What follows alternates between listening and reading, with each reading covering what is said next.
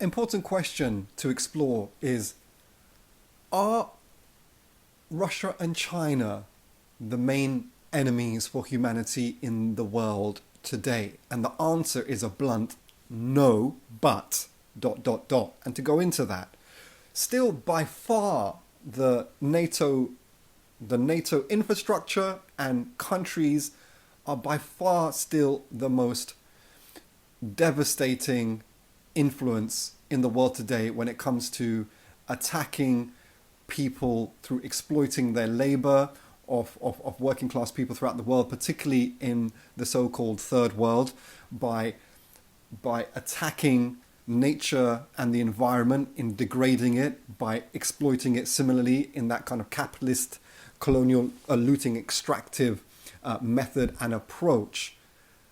London, Paris, Washington, NATO, including as well with the leading part of NATO, which is the Turkish state as well. These are still the greatest purveyors of violence, to use a quip from Dr. Martin Luther King Jr.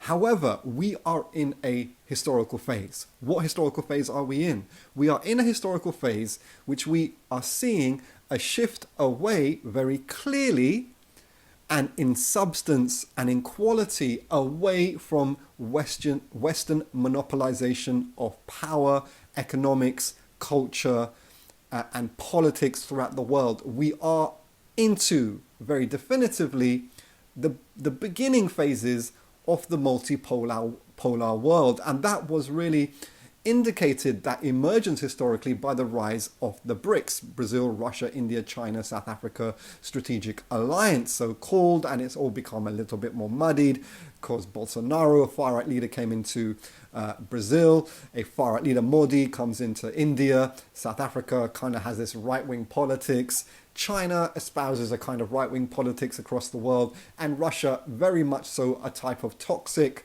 very nasty, capitalist, racist, homophobic politics across the world. And the Russians are really dedicated to that, to pushing their politics throughout the world. And this is quite the point. We are in a transitionary phase. So for those of us who have always been loyal to the struggle of the third world and for its liberation of its land and its people and the general global south class struggle globally, it's incumbent on us, and it's a responsibility on us, to clarify what this multipolar world exactly is in its class analysis, for the benefit of working people, oppressed people across the world, the global black working class, to understand what they're being put through politically and culturally, in order for them to understand how to resist and fight back, and ideally to liberate themselves towards a socialism, a redistribution of wealth and power back to the grassroots, with the view of eradicating all exploitation, which is a form of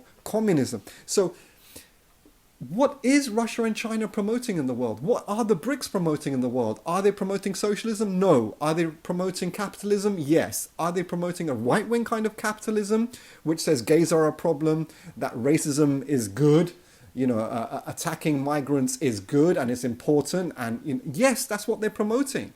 So we have to be clear about these things. And when it comes to, like in the last year, what were the most important working class uprisings in the entire world? They were the Kazakh working class uprising and the Sri Lankan, both of which Russia and China were committed.